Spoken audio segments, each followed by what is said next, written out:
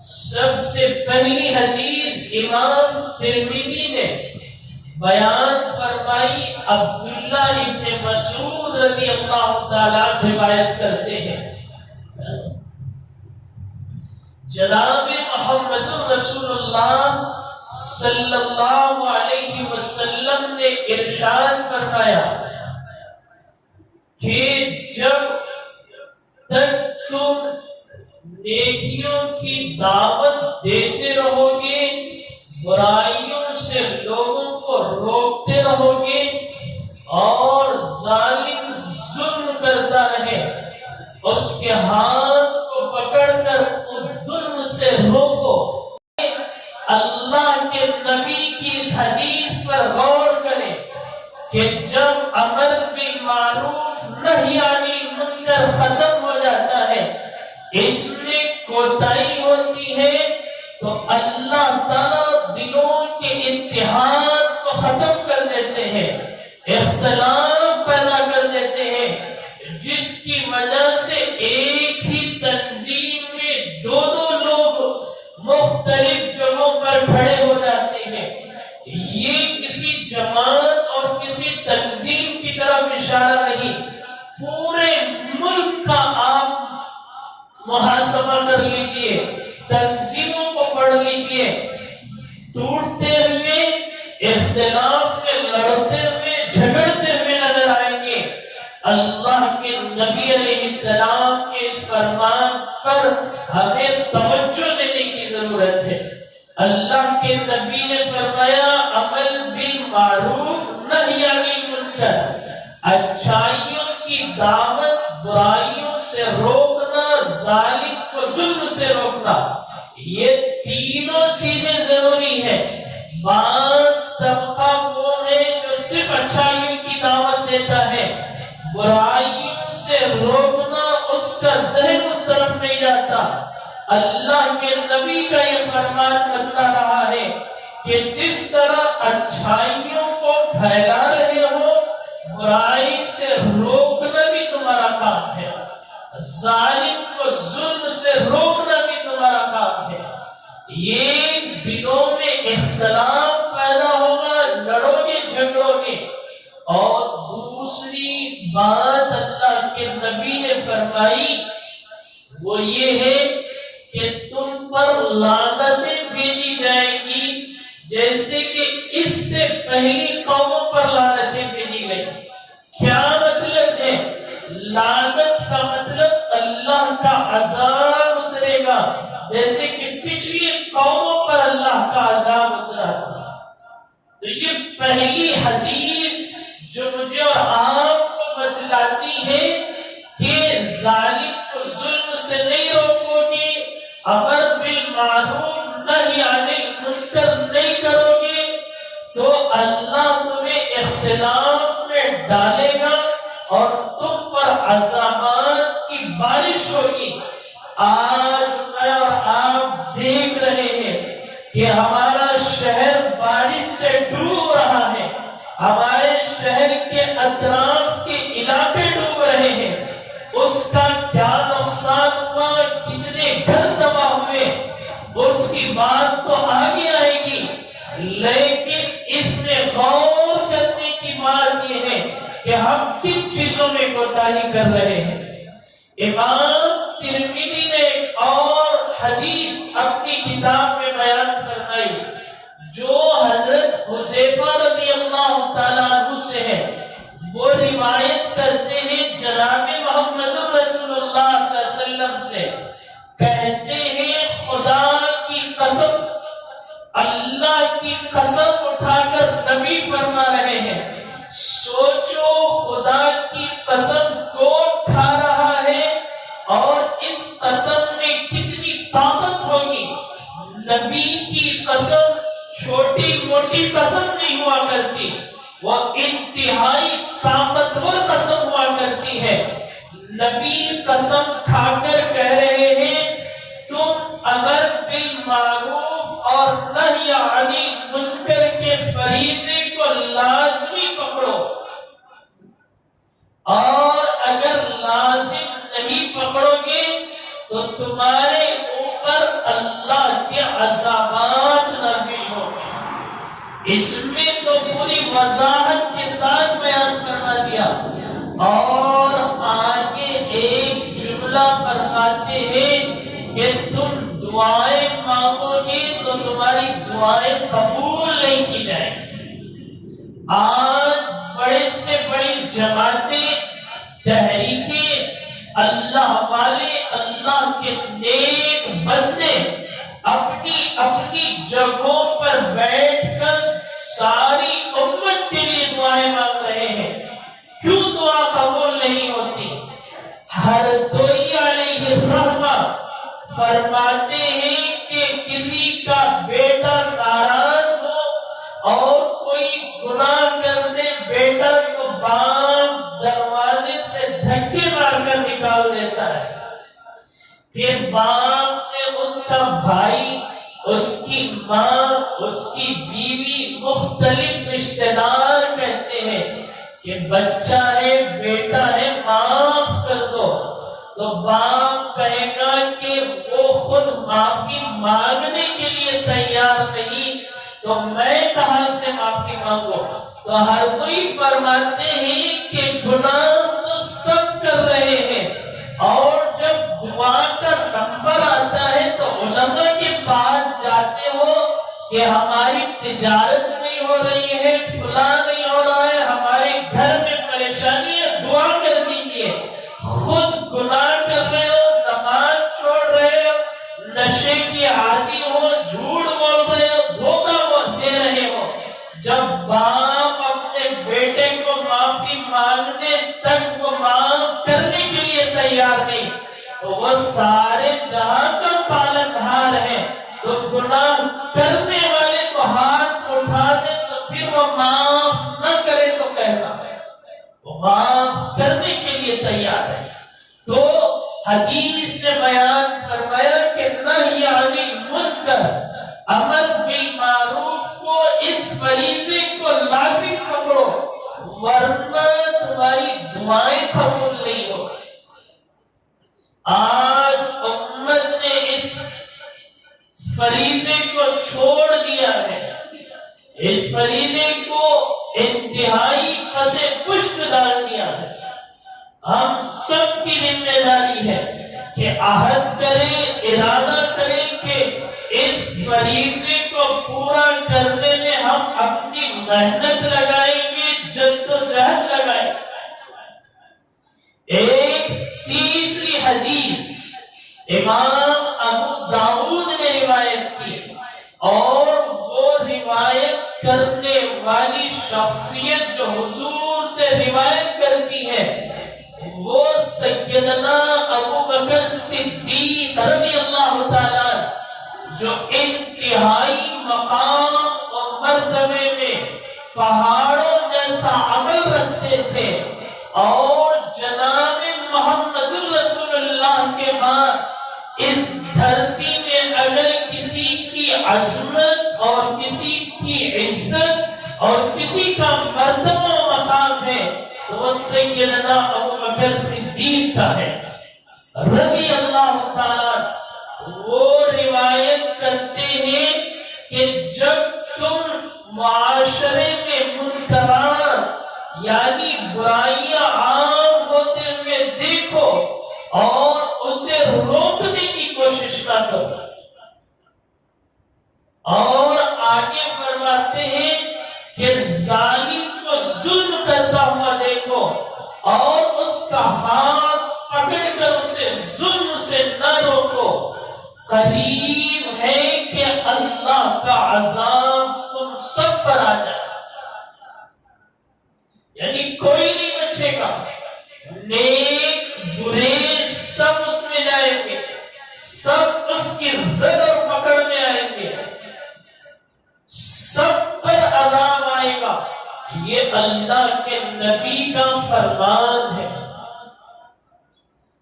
تو ان تین روایتوں سے ہمیں یہ پتا چلتا ہے کہ امت جب امر بالمعروف نہی عن المنکر چھوڑ دیتی ہے، ظالم کو ظلم سے روکتی نہیں، بولتی نہیں،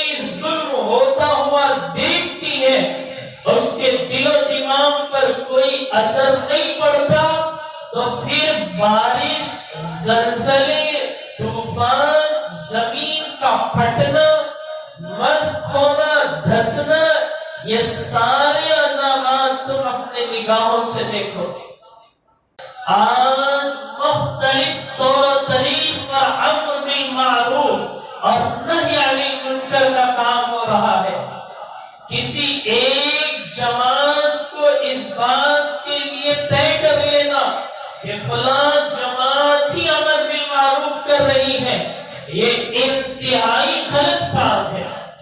مدارس ہیں، مساجد ہیں، خانقاہیں ہیں، دعوت و تبلیغ کی محنت ہے، ملی سماجی تنظیمیں ہیں، مختلف جماعتیں مختلف انداز سے اس کام کو کر رہی ہیں۔ ہمیں چاہیے کہ اس فریضے میں ان جماعتوں کے ساتھ جڑ جائیں، اپنے آپ کو اس میں لگائیں۔ امر بالمعروف اور نہی عن المنکر ایک وسیع اور کشادہ میدان ہے۔ اس میدان میں اپنی طاقت اور انبساط کے مطابق اللہ نے جتنی طاقت اور صلاحیت دی ہے اس کے مطابق جڑنے کی ضرورت ہے۔ ایک چوتھی حدیث جس کو روایت کی ہے ابن ماجہ نے اور امام ترمذی نے بھی، حضرت ابو ہریرہ رضی اللہ تعالیٰ عنہ سے بھی روایت ہے اور سیدنا علی ابن طالب رضی اللہ تعالیٰ، یہ دونوں اس حدیث کو روایت کرتے ہیں۔ نبی علیہ السلام نے قرب قیامت کی نشانیاں بیان کرا کہ قیامت کے قریب یہ منظر ہوگا، تم دیکھو گے تو سمجھ لینا قیامت قریب ہے اور اللہ کا عذاب پکڑے گا اور جکڑے گا۔ ایک چیز سب سے پہلی بیان فرمائے، مال غنیمت کو لوگ ہاتھوں ہاتھ لپٹ لیں گے، ہڑپ کر لیں گے، امانت مال کے ساتھ خیانت ہونے لگے، مال غنیمت کو کھایا جانے لگے اور زکوٰۃ جیسے فریضے کو بوجھ سمجھا جائے۔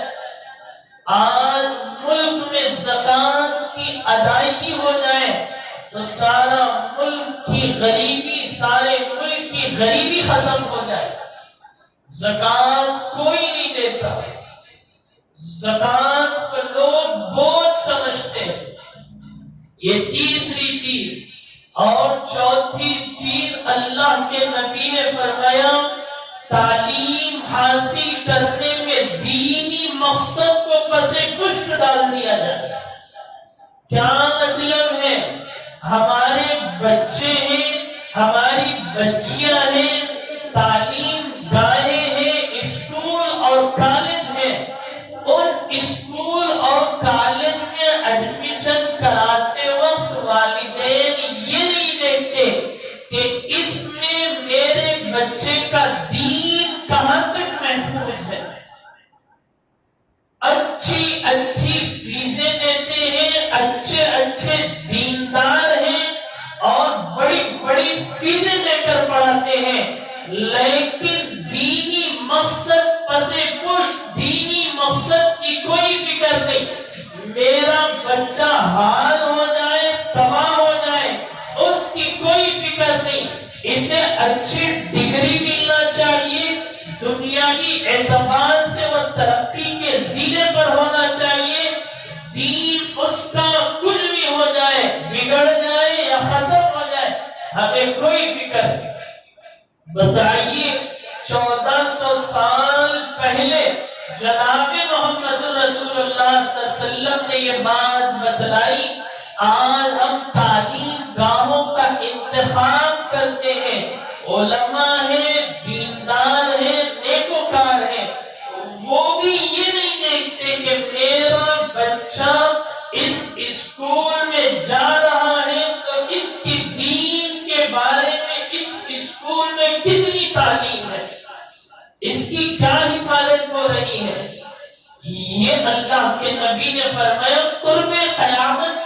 نشانی ہے۔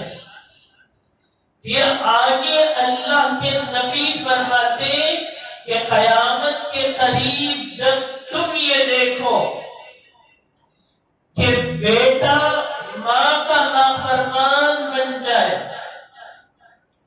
اور باپ کو دور کر دے اور دوست کو قریب کر لے، باپ گھر میں رہتا ہے، بیٹھتا ہے، باپ سے ایک دو باتیں خوشی کے لیے ہوتی اور دوستوں سے اتنا قریب ہے کہ گھنٹے گھنٹے دوستوں سے گزار دیتا ہے، قیامت کی نشانی ہے۔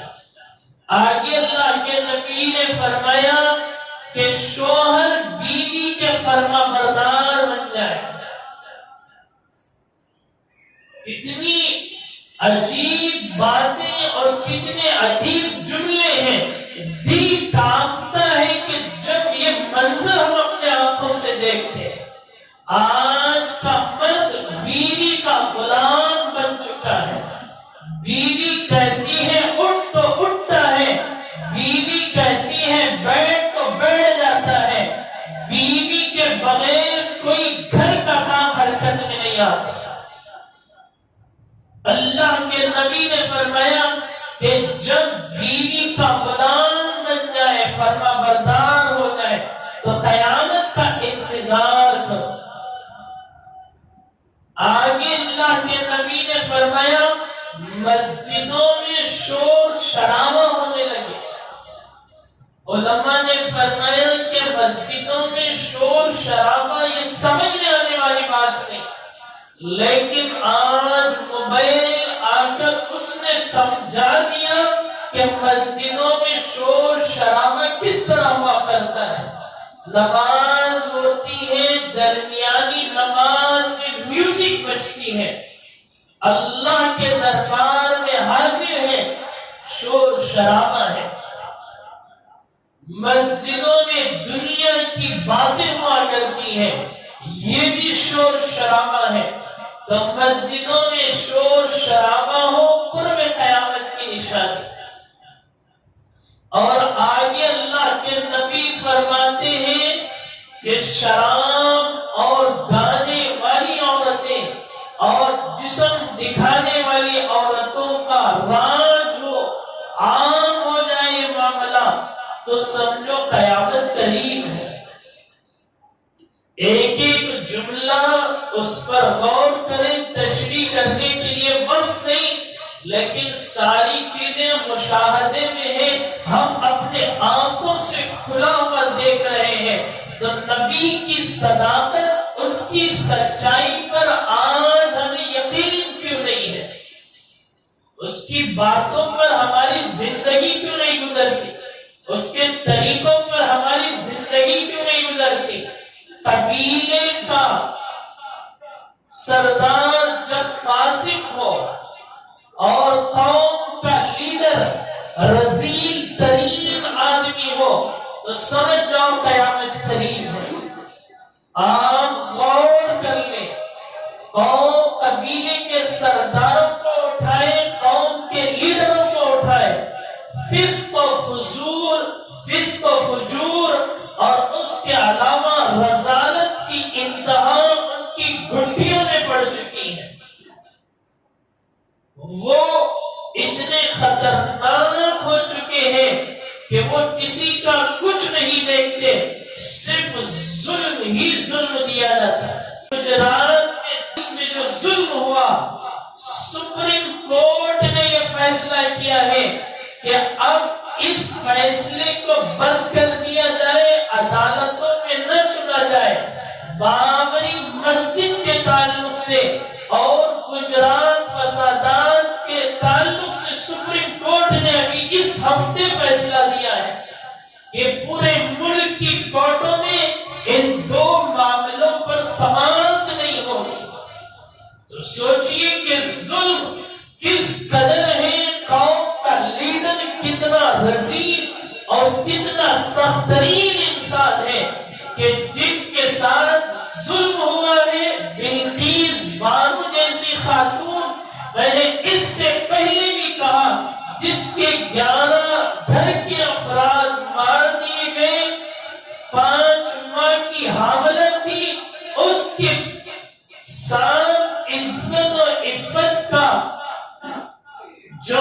معاملہ ہونا چاہیے تھا اس کے برخلاف انہوں نے جو ننگا ناش کیا ہے، رہتی دنیا تک اسے بلایا نہیں جا سکتا، اسے معاف نہیں کیا جا سکتا۔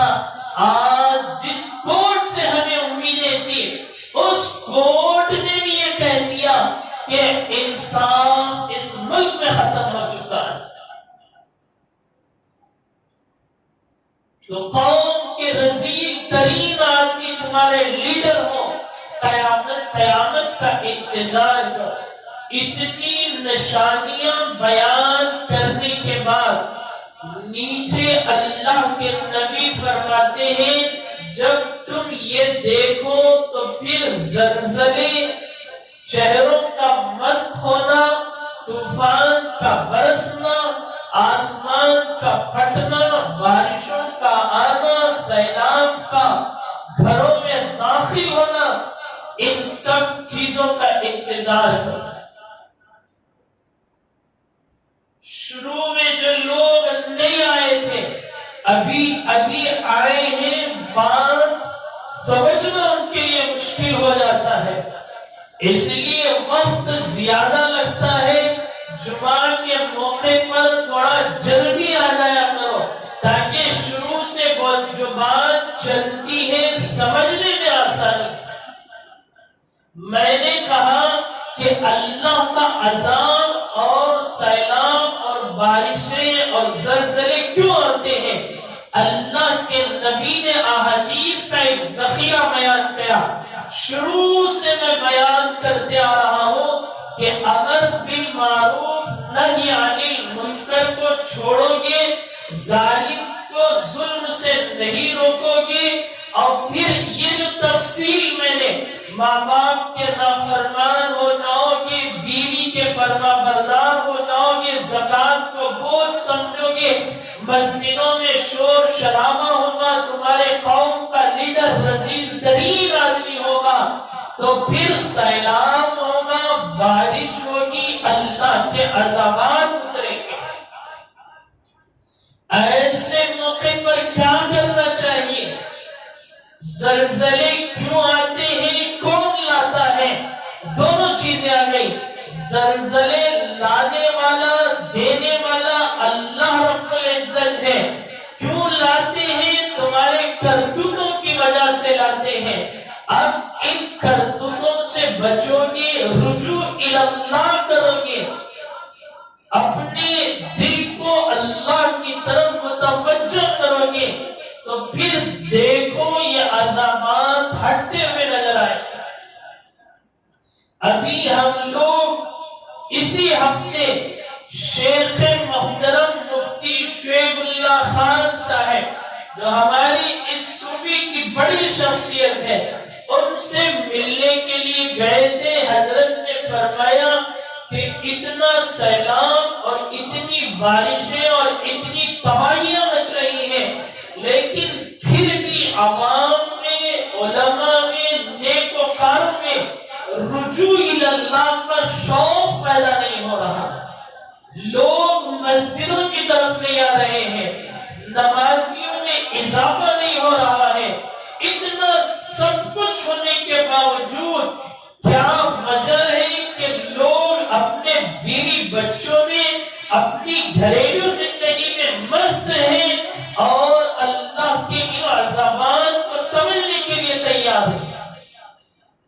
یہ وقت تو وہ تھا سارے لوگ کھڑے ہو جاتے، مسجدوں کی طرف دوڑتے، توبہ کرتے، استغفار کرتے، معافی مانگتے۔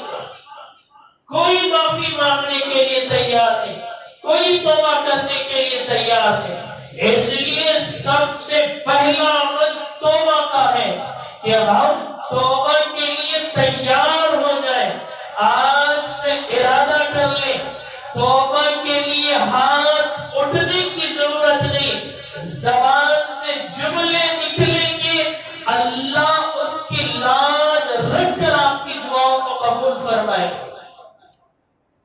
ہمیں اس کا مشاہدہ ہے، ہمارے ساتھیوں نے ہمیں بتلایا۔ ہماری یہ مسجد کی بنیاد مسجد مدرسہ عبداللہ بن زید رضی اللہ تعالیٰ، اسے بنانے کے لیے ہمارے صوبے کے ایک عظیم مبلغ حضرت مولانا قاسم قریشی علیہ الرحمہ کے پاس ہمارے ساتھی پہنچے اور انہوں نے کہا کہ حضرت ایک مسجد بنانی ہے لیکن ہمارے پاس کچھ بھی نہیں ہے۔ حضرت نے فرمایا چندہ کر کے بناؤ گے؟ تو انہوں نے کہا جی ہاں۔ تو حضرت نے کہا کہ دیکھو کوئی ایک آدمی ایسا مل جائے جو خود دے دے اور پھر بنوا دو۔ تو ان کی زبان کی اللہ نے لاج رکھ لی۔ آپ جس پہلی جگہ پر اندرونی حصے میں بیٹھے ہیں، ایک صاحب نے اپنی زمین دے دی کہ اسے بیچ کر اللہ کے گھر کے لیے لگا دیں۔ اللہ کے نیک بندوں کی زبان کی لاج اللہ اس طرح رکھتے ہیں، ہاتھ اٹھاتے بھی نہیں، صرف بولتے ہیں، اللہ ان کی بول کو ضائع ہونے نہیں دیتا۔ تو میں اور آپ اس طرح توبہ کر لیں گے جس طرح یہ نیک لوگ زندگیاں گزار کر گئے ہیں، تو وہ دن دور نہیں کہ ہمارے بول اللہ نہ سنے۔ تو یہ ابھی ہمارا رام نگرم کا علاقہ ہے، ہمارے شہر سے لگا ہوا علاقہ ہے، اور حضرت علیہ الرحمہ مولانا قاسم قریشی صاحب وہ بھی اسی علاقے سے تعلق رکھتے تھے، وہ ان کا جائے پیدائش تھا۔ ابھی جو سیلاب آیا ہے، جمعیت علماء کرناٹک کی رپورٹ کے مطابق 2000 گھر جو ہیں وہ ان کا سامان سارا کا سارا ختم ہو چکا ہے۔ اس سیلاب میں 150 گھر وہ ہیں جو اس سیلاب کی وجہ سے منہدم ہو چکے ہیں، ٹوٹ چکے ہیں۔ 50 گھر وہ ہیں جو بچیوں کی شادی کے لیے جہیز اور گھریلو سامان جمع کر کے رکھے ہوئے تھے، وہ سارا کا سارا سامان ختم ہو چکا ہے۔ اندازے کے مطابق انہوں نے لکھا کہ اس سیلاب میں 50 کروڑ روپیوں کا نقصان ہوا ہے۔ نظرے کیوں آتے ہیں، سیلاب کیوں آتا ہے، اس کی وجوہات اللہ کے نبی علیہ السلام نے واضح طور پر بیان فرمایا۔ ہمیں چاہیے کہ ہم توبہ کی طرف دوڑیں، لگ کے اتنا سارا نقصان ہونے کے باوجود ہم یہ سوچتے ہیں کہ بازو کا علاقہ تباہ ہوا ہے، ہمیں کوئی آفت نہیں آئی۔ تمہارے گناہوں کی وجہ سے وہاں پر وہ آفت اتری ہے۔ تمہیں چاہیے کہ اپنے گناہوں سے فوری معافی کا مطالبہ اللہ سے کرو۔ تو یہ ہوا کرتا ہے، اور ایک رجوع اللہ ہے، اور دوسرا جن لوگوں کے ساتھ یہ معاملہ ہوا ہے، ایسے وقت میں مالدار اور نوجوانوں کو چاہیے کہ وہ کھڑے ہوں اور ان لوگوں کی مدد کریں۔ ابھی حضرت کا وہاں پر ایک مدرسہ ہے رام نگرم میں، حضرت کے بڑے فرزند ہیں مولانا طاہر قریشی صاحب دامت برکاتہم، جو شورا کی ہمارے صوبے کے رکن بھی ہیں۔ انہوں نے اپنے مدرسے کے بچوں کو لے کر وہاں پر گھروں کی صفائی کی، کیچڑ وغیرہ جو گھروں میں داخل ہو چکا تھا اسے پاک کیا۔ صبح و شام جماعت کے ساتھیوں نے وہاں صفائی ستھرائی کی، تو ایک مسلسل محنت جاری جمعیت علماء اور دوسری تنظیمیں وہاں پہنچی ہیں اور اپنی محنتیں جاری رکھی ہوئی ہیں. ہمیں بھی چاہیے کہ ہم اس کے تعلق سے تعاون کریں. آپ حضرات سے درخواست ہے کہ آج عشاء کے بعد اسی تعلق سے ہماری مسجد میں میٹنگ رکھی گئی ہے. آپ ضرور تشریف لائیں, اپنے طرف سے ان حضرات کے لیے تعاون کریں تاکہ اللہ سے یہ کہہ سکے اے اللہ ہم نے توبہ بھی کی اور مصیبت زدہ لوگوں کے ہاتھ کو تھاما اور پکڑا. اللہ